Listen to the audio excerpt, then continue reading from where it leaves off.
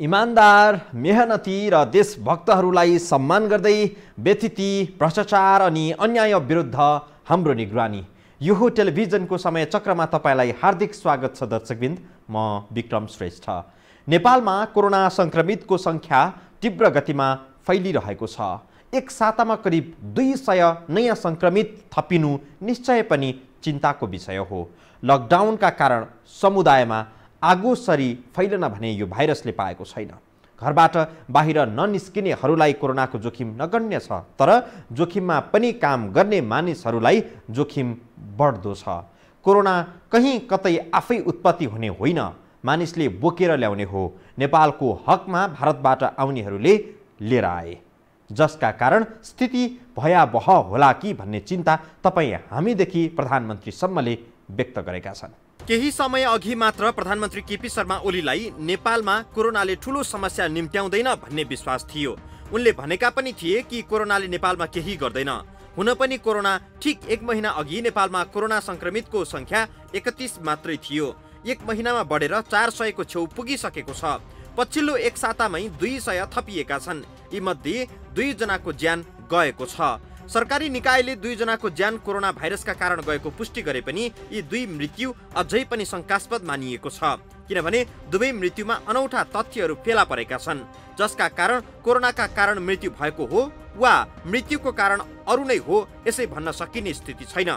सरकारले प्रस्तुत गरेको आर्थिक वर्ष 2077-78 को नीति तथा कार्यक्रमका सम्बन्धमा सांसदहरूले उठाएको प्रश्नहरूको जवाफ दिने क्रममा प्रधानमन्त्री केपी शर्मा ओलीले पनि यी 2 मृत्युमा शंका व्यक्त गरेका छन्। कोभिड-19 अथवा कोरोना भाइरस को महामारी नेपालमा पनि प्रवेश गरेको छ। नेपालीहरूमा पनि संक्रमण भएको छ र त्यसै कारणले नभए पनि अन्य कुराहरूको कम्प्लिकेसनका साथ भए पनि 2 जनाको नेपालमा निधन भएको छ। म दुःख व्यक्त गर्न चाहन्छु। वास्तवमा यो हाम्रो प्रयास कोही पनि नेपालमा कोरोनाको कारणले वा कोरोना संक्रमित भएको अवस्थामा कसैले पनि ज्यान गुमाउनु नपरोस् भन्ने हाम्रो प्रयास। विभिन्न कारणहरूले असफल भएको छ र 2 जनाको निधन भएको छ।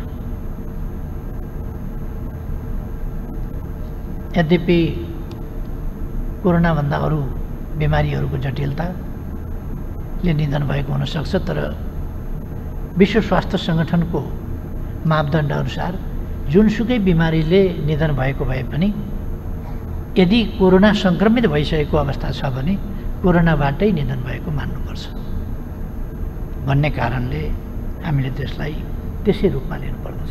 प्रधानमन्त्रीले कोरोना रोकथामका लागि लागू गरिएको लकडाउन प्रभावकारी भएको र संक्रमण फैलिन नपाएको भन्दै पछिल्लो समय भारतबाट मानिसहरू नेपाल प्रवेश गर्दा स्थिति भयावह बन्ने हो कि भन्ने चिन्ता व्यक्त गरेका छन्।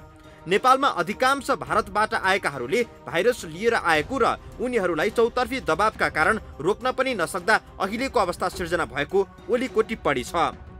भारतबाट मानिसहरू आउन नदिँदा आफ्नै नागरिकमाथि सरकारले अत्याचार गरेको देखिने, आउन दिँदा आउनेहरूले कोरोना बोकेर ल्याउने समस्या देखिएको छ। सरकारले प्रस्तुत गरेको नीति तथा कार्यक्रम संसदबाट मंगलबार नै पास भइसकेको छ। सरकारको नीति तथा कार्यक्रम अति लामो, स्थानीय प्रदेशको पनि अधिकांश आफैले राखेको, कोरोना रोकथाम प्राथमिकतामा नपरेको जस्ता प्रश्नहरू उब्जेका थिए। सांसद एवं नेकपाका महासचिव विष्णु पौडेलले समेत कोरोनामा नअल्झी आर्थिक समृद्धिको यात्रामा सरकार अघि बढ्नुपर्ने विचार राखेका थिए। तर प्रधानमन्त्रीले कोरोना विरुद्धको लडाईँ नै अहिलेको समयमा सबैभन्दा महत्त्वपूर्ण रहेको बताए। तीतो यथार्थ हो आजको, जसले हामीलाई अत्यन्त गम्भीर बनाएको छ, त्यसको सामना गर्नै छ र म विश्वास व्यक्त गर्न चाहन्छु मानव जातिले कोरोनालाई पराजित गर्नेछ र हामी मानव जातिको विजय। प्रधानमन्त्री भारतबाट नेपाल प्रवेश गर्नेहरूले समुदायलाई जोखिममा पारेको भन्दै चिन्ता व्यक्त गरिरहेका छन्। कतिपय मानिसहरू भारतबाट नेपालमा लुकीछिपी आउने, क्वारेन्टाइनमा नबसी सरासर घरतिर जाने गरेका कारण समस्या भयावह बन्न सक्ने जनाएका छन्। 4 महिना अघि नै वुहानमा कोरोना देखा परिसकेको थियो। कोरोना रोकथामका लागि विश्वभरका मुलुकहरू लागि परे, तर नेपालमा सरकारका मन्त्री, महानिर्देशकहरू स्वास्थ्य सामग्री खरिदमा समेत अनियमितता गरेको मामिलामा विवादमा तानिए। प्रधानमन्त्रीले यस्तो आरोपको प्रतिरक्षा पनि गरेका छन्। भ्रष्टाचार नियन्त्रण, निर्मूलन एकदम सजिलो विषय हो भन्ने पनि होइन। यो समाजमा व्यक्त भएको एउटा दुराचारको रूपमा चाहिँ अलिक जरा गाड्न खोजेको विषय, यसलाई नियन्त्रण गर्ने प्रयास प्रभावकारी ढङ्गले अगाडि बढाइएको छ, बढाइनेछ र यसलाई नियन्त्रण गरिनेछ। त्यसकारण यो आलोचनाका लागि आलोचना त गर्न सकिन्छ, तर जनताले हेरिराखेका छन्, त्यसकारण जनता हाँसेका छन् भन्ने कुरा होइन, जनता यस्ता कुराहरूबाट खुसी भएछ कि यो छानबिन हुँदैछ। यति मात्र होइन, कोरोना रोकथाममा लाग्नुपर्ने बेलामा सरकार भने मधेसी दल फुटाउन अध्यादेश ल्याउने कसरतमा पनि लागेको देखियो। दर्शकहरू, यदि तपाईहरू घरबाट बाहिर जानुहुन्न भने कोरोना सर्ला कि भन्ने चिन्ता लिनै पर्दैन। बाहिर जानेहरूले पनि आवश्यक सावधानी अपनाउने हो भने कोरोना सर्दैन। बिना कारण कोरोना सर्ला कि भन्ने चिन्ता लिइरहनु भएको छ भने कृपया त्यस्तो चिन्ताबाट मुक्त हुन जरुरी छ।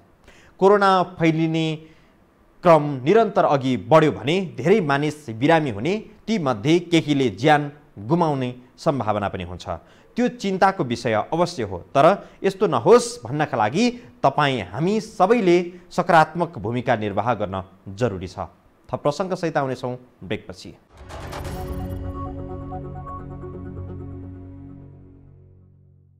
आजको विश्व एउटा सानो गाउँ जस्तो भइसकेको छ। एउटा ठाउँको मानिस अर्को ठाउँमा केही घण्टा वा 1-2 दिनमै पुगिसक्छ।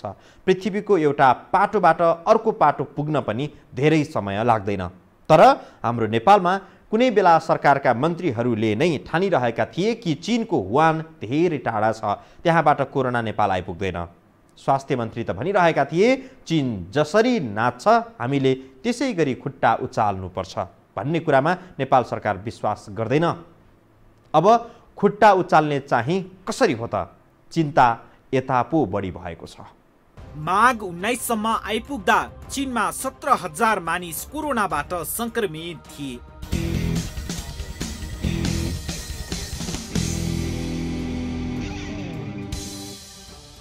$361 जनाको ज्यान गइसकेको थियो। संक्रमण उच्च दरमा वृद्धि हुन थालेपछि चीनले रातारात 1000 बेडको अस्पताल नै निर्माण गर्यो।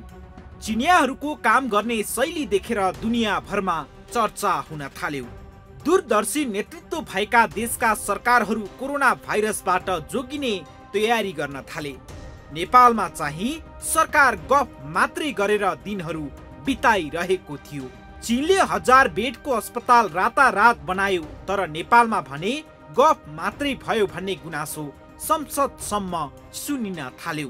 कोरोना सन्तासबारे युरोप र अमेरिकाका देशका मिडियाहरूले ठूला ठूला खबर पनि छापिरहेका थिए। नयाँ भाइरसबारे मानिसहरूलाई जानकारी पनि कम थियो। कोरोना नेपालमा पनि प्रवेश गर्ने सम्भावना उच्च हुँदै गएको थियो। चीनले वुहानलाई लकडाउन गरिसकेको थियो। वुहानमा आउजाउ गर्ने बस, रेल, हवाई जहाज समेत रोकेर चीन कोरोना विरुद्धको युद्धमा होमिएको देखेर युरोपेलीहरू खिसी ट्युरी गरिरहेका थिए। अमेरिका आफ्नो देशको अर्थतन्त्र सुध्रिने भयो भन्दै रमाइरहेको थियो। यो परिदृश्य 3-4 महिना अघि मात्रैको हो। दुनियाँभरका मुलुकहरू कोरोना विरुद्धको अभियानमा लागिसकेको बेला कुनै गुनासो मात्रै गरेको सम्बन्धित मन्त्रालयका मन्त्रीलाई मन परेको थिएन। स्वास्थ्य मन्त्री भानुभक्त ढकालले संसदमै उभिएर भनिरहेका थिए, चीनले 1000 बेडको अस्पताल बनायो, हामी गफ मात्रै गरिरहेका छौं भन्ने कुरा आयो। सत्य त्यही नै हो, यसमा मेरो कुनै विमति छैन।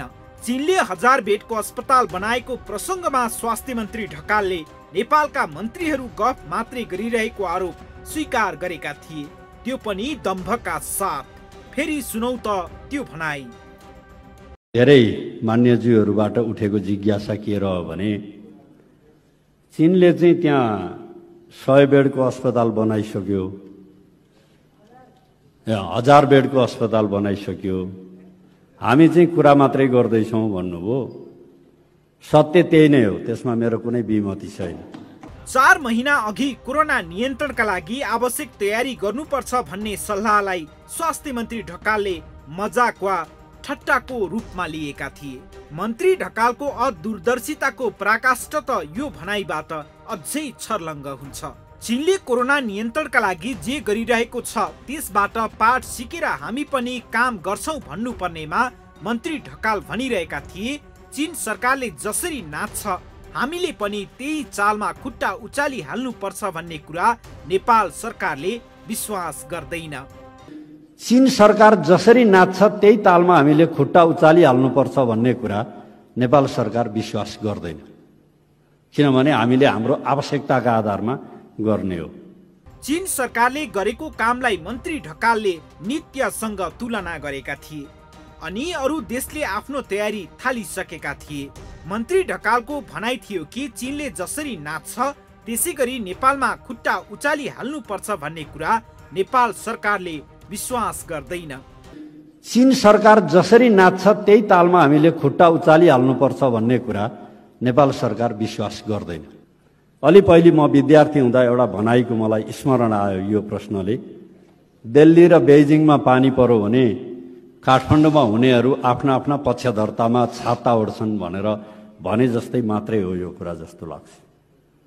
किनभने जहाँ रोगले आक्रमणै गरेको छैन त्यहाँ उसको जतिकै भएन भन्ने कुराको चिन्ता गर्नु आफैमा नराम्रो कुरा होइन, तर त्यसले चाहिँ कुनै अप्ठ्यारो स्थिति ल्याउँछ भन्ने कुरा होइन। हामी मन्त्री ढकालले चीनले अपनाएको विधिलाई नित्य नौटङ्की जस्तो ठानेको देखिन्छ। त्यस्तो नौटङ्की नेपालले किन गर्नु पर्यो भन्ने भावमा मन्त्री ढकालको जवाब आएको थियो। अहिले चीनको नाचेको अनुकरण नगर्दा के भयो त? दुःखका साथ भन्नुपर्छ 2 जना कोरोना संक्रमितको उपचार नपाएर ज्यान गयो। संक्रमितको संख्या 400 पुग्ने लागिसकेको छ। यो कति भयावह हुन्छ अहिले नै अनुमान पनि गर्न सकिने स्थिति छैन। मन्त्री ढकालले त्यो बेला आवश्यक किट किन्ने, आवश्यक औषधिको जोहो गर्ने, स्वास्थ्य कर्मीहरूलाई आवश्यक तालिम दिने जस्ता काममा लाग्नु पर्थ्यो। तर ढकाल यस्तो प्रश्न उठाउनेहरूको हुम्मत लिन खोज्थे।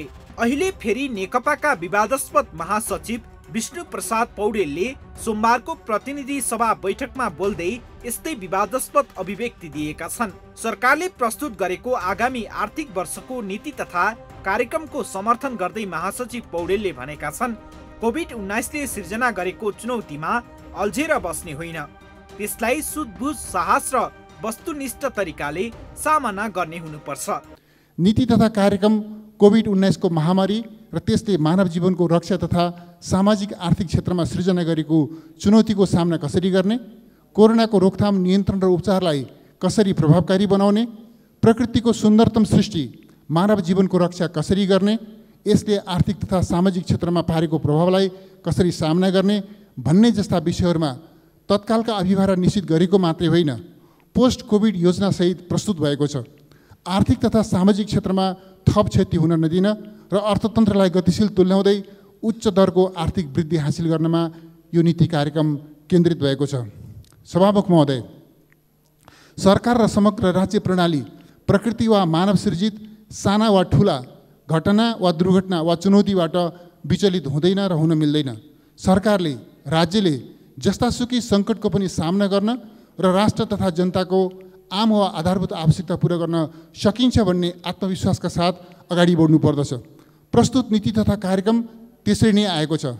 नीति तथा कार्यक्रम कोभिड-19ले सृजना गरेको चुनौतीमा अल्झिएर बस्ने होइन, त्यसलाई सुझबुझ, साहस र वस्तुनिष्ठ योजनाका साथ सामना गर्ने, आर्थिक सामाजिक जीवनलाई गतिशील तुल्याउने, विकास, समृद्धि र सामाजिक न्याय हासिल गर्ने र समृद्ध नेपाल, सुखी नेपालीको राष्ट्रिय आकांक्षा पूरा गर्ने संकल्पका साथ प्रस्तुत भएको छ। अर्थात् नेकपालाई यो लाग्दो रहेछ कि कोभिड-19मा ध्यान दिनु भनेको यो भन्दा ठूला काम नभ्याउनु हो। यसकारण सरकारले यसमा अल्झन नहुने महासचिवको आशय देखिन्छ। हाम्रा देशका नीति निर्माता र हाम्रा शासकहरूको ताल यस्तै छ। अर्कोतर्फ नेपाल र भारत बीचको खुल्ला सीमाको मूल्य नेपाली पक्षले कति धेरै चुकाइरहेको छ त्यो देखिएकै छ। आप्रवासीलाई नागरिकता दिनुपर्नेदेखि नेपालीको रोजगारी खोज्नेसम्मको कार्य यो खुल्ला सीमाले गरेको छ। खुल्ला सीमा बन्द गर्दा मधेसीको हित हुँदैन भनेर केही नेताहरू नै बोलिदिन्छन्। सीमा खुल्ला राखेर चाहिँ यतिका वर्ष मधेसी समुदायले के पाए? उल्टो उनीहरूले पाउनुपर्ने रोजगारी अरूले खोसेर लगिदिए। अहिले कोरोनाको सम्बन्धमा पनि यही देखिएको छ। खुल्ला सीमाका कारण धेरै कुरा नियन्त्रण बाहिर गइरहेको छ। थप प्रसङ्ग सहित आउनेछौँ ब्रेकपछि।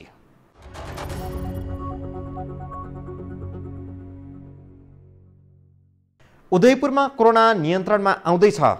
भारतबाट आएका एक विद्यार्थीले जमातीहरूलाई सार्दा त्यहाँ स्थिति भयावह हुने ठानिएको थियो, तर सङ्क्रमितहरूलाई बेग्लै राखेर उपचार गर्न थालेपछि अरूलाई सर्न पाएन। अब स्थिति बाँके र पर्सामा खतरनाक होला कि भन्ने चिन्ता थपिएको छ।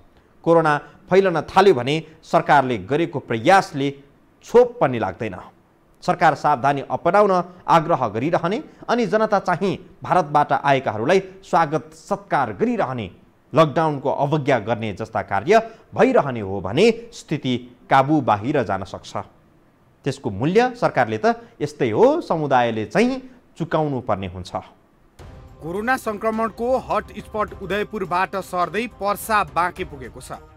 उदयपुरमा 33 जना पुगेर संक्रमण रोकिन्छ कि भन्ने आशा जाग्दै गएको छ।